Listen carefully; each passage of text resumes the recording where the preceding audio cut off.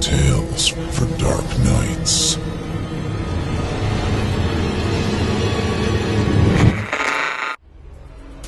The following performance is a second-round entry in the 2016 Evil Idol competition, and you, the listener, get to help decide who wins. Like what you hear? Click the thumbs up. Don't care for it? Click the thumbs down. Good luck to all of our contestants.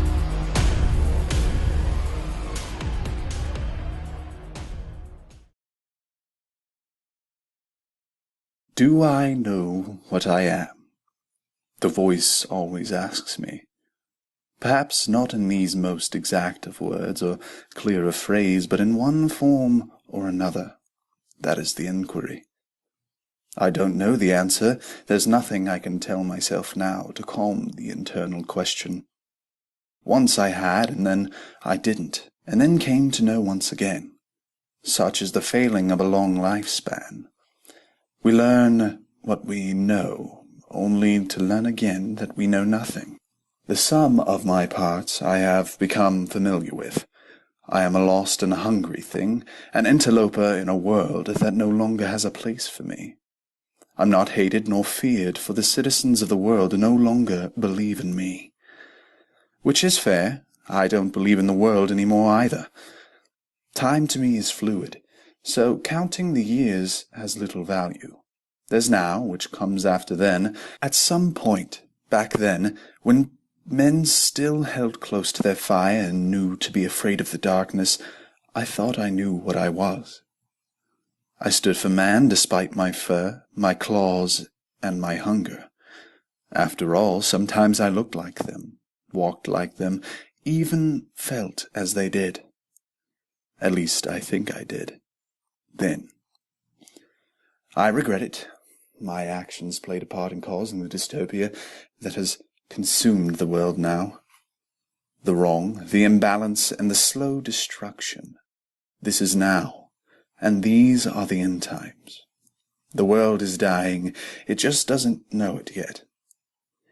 In this way, the world reflects the dominant species, a mortal and dying thing that carries on each day in denial to keep a grip on what frail sanity it has left. Anyway, that's not exactly what I'm trying to get off my chest. I'm known to get off track. My fiancée would say on the dramatic side. The theatrical side, perhaps. She's the real reason I'm writing this now. She's not like me, at least not in breed. Then she would have been hiding with her family by the fire, perhaps clutching a sage branch or something of the like to fend those akin to me off.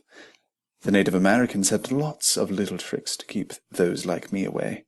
Well, not exactly like me, as I came here with Europeans. Those of my specific origin did catch the native people a tad off guard. This morning she sat across from me sipping her coffee and posting things to her Instagram, to the delight of her many followers. She's beautiful and strong, inside and out, nothing like me, and everything like I wish I could be. There's no way I could explain why she loves me. It's a greater mystery than where I came from. I've hurt her in more ways than I can put into words. She's seen me at my worst.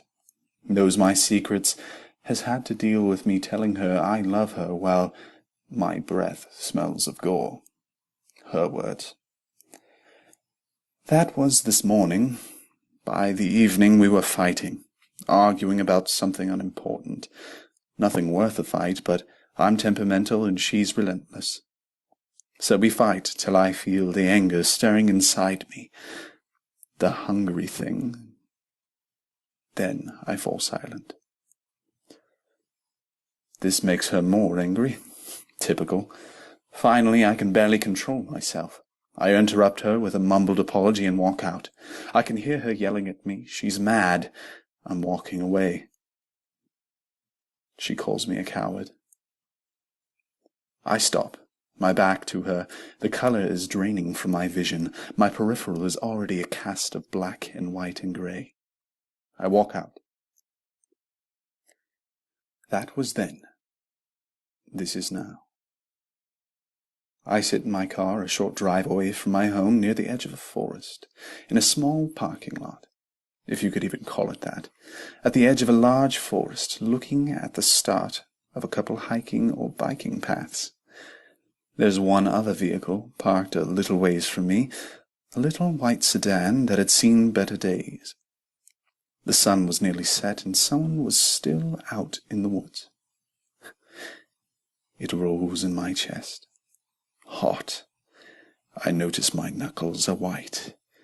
It takes a bit of effort to peel my hands away from the wheel. Sweaty, I wipe my palms on my jeans and step out of the car and make my way to the little sedan. The door isn't locked. Trusting soul. I lean into the car and breathe in a deep breath through my nose. My nostrils flare, and that other side of me starts sorting things. A flood of information. Some my more human mind makes sense of. Salt, sweat, cologne, Armor-All, coffee, soap, deodorant, etc. And then there's other things. Personal things. Chemicals in unique balances. By the time I close the door and begin walking up the left path, I couldn't see color anymore, and the woods stood out in such sharp contrasts of black and white, it nearly seemed like daylight.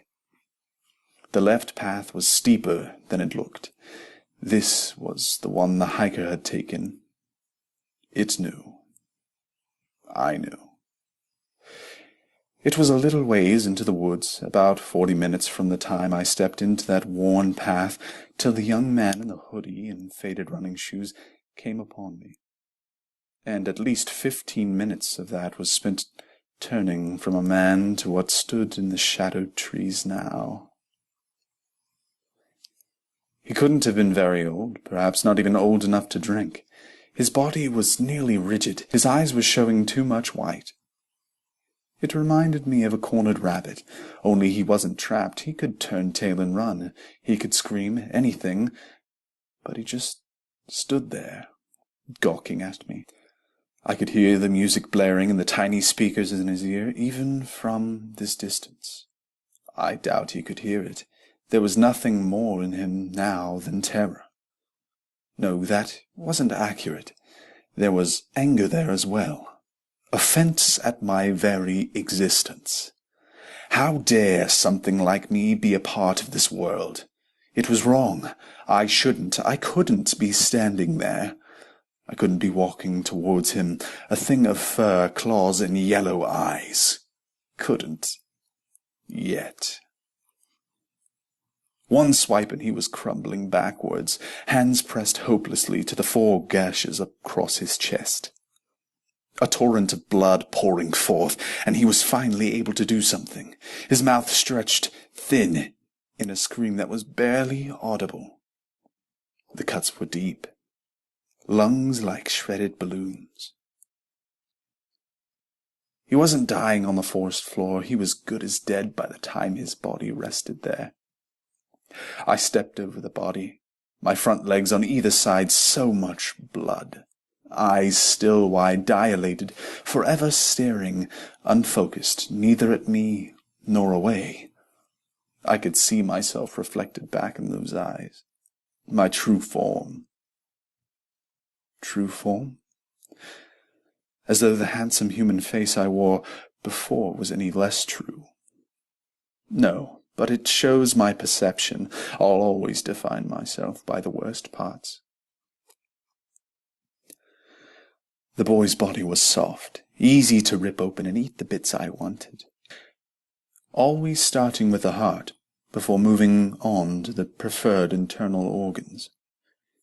It had been that way long enough that I wasn't sure if the hearts were my favorite, or if it was some sort of ritual. Once I'd had my fill, I took hold of what was left of the corpse in my jaws and dragged it away from the trails. Deeper into the woods I left it to rot and be scavenged until someone came upon it. I'm sure someone would eventually. It was of little concern to me. Nothing within the human justice system did that to the boy.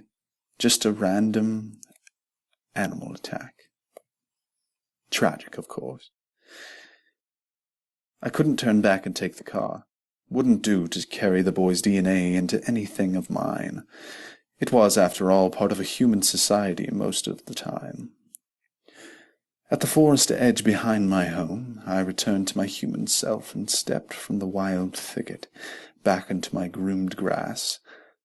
It was almost like passing from one world to another, except I still wore my victim's blood and smelled the gore on every exhaled breath. My fiancée hadn't left, her car still parked beneath my house. Careful not to make a noise, I climbed the stairs and eased open the front door. I made my way to the bathroom. Its door was directly across from my bedroom. Her voice was soft. She knew I'd hear. "I smell blood. Are you—" "'Tisn't mine," I interrupted. A short pause, then, "All right." I stood there for 3 slow breaths. "I'm going to shower." "Okay." I rested my head against the shower wall and watched the red water swirl around the drain. "Do you need to kill? To eat humans?" it asked. It knew the answer. No. Then why? It seems a waste just to leave a body, not to eat the kill. You need to kill, then. This is not a question. I towel off, scrub at my teeth, and then rinse my mouth out a number of times till I mostly smell mint and I taste nothing. The bedroom door makes a hushed, dragging noise. It never quite cleared the carpet in the transition from the hardwood to the hall. She's laying there on her side under my quilt, always facing the door from the nearest edge of the bed. Her eyes move up to meet my face. She looks a little worried, always does. The anger from the fight from then is gone now. Now all that is left is the usual love and concern. I rounded the foot of the bed, making my way to my side and climbing in. I back into her, butt to butt. Love bugs. Cute. "Don't forget your car," she reminded me. "I know." "Before morning," she insists. "I will." My stomach rumbles. Digesting someone. I know she heard it. I wonder if she thinks on it. A person in my stomach. Parts. The voice corrects, as if it matters. I wonder if she ever thinks about it being her. If she might dream of my other face, of its teeth in her skin. My body jerks, involuntary, as if I can cringe away from a thought so awful. "Are you okay?" Her concern is almost painful, that she's worrying about something like me. Just a bad thought. I can feel her feeling bad for me. "I'm sorry, Bug. I love you." "It's okay," the voice reassures me. "We have a deal. We eat strangers, so we don't eat the ones we love." "I love you too." Thanks for listening. If you haven't already, don't forget to cast your vote for this contestant via a thumbs up or thumbs down vote. By doing so, you'll help us determine who will become the next permanent member of our voice acting team. At the close of voting on August 15th, based on your votes, the top 25 contestants will advance to the 3rd round, which begins September 1st, based entirely on your votes. Thank you for voting and for helping to spread the word. You're listening to Chilling Tales for Dark Nights. I'm Steve Taylor, host of Chilling Tales, the podcast, encouraging you to turn off the lights and turn on the dark. Chilling Tales for Dark Nights.